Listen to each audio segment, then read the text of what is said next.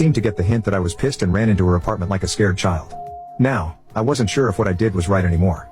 It had become a habit of mine to avoid showing vulnerability.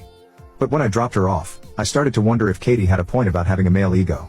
I realized it wasn't fair to me or Katie if she was looking for someone to relate to, and I refused to give that to her. Especially when she was grieving. A day later, I drove over to her house. As soon as she opened the door, she apologized for lashing out. She admitted to acting out of grief, not out of spite or a need to control me.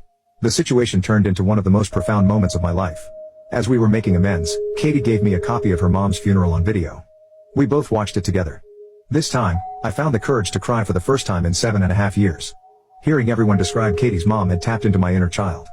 The sad, lonely, little boy longing for the warmth and affection that he didn't get from his only parent.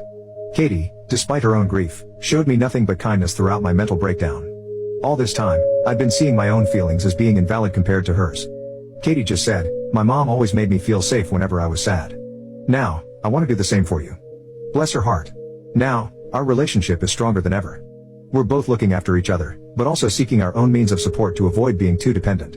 I've finally started on my long overdue journey toward healing from my trauma and improving my mental health.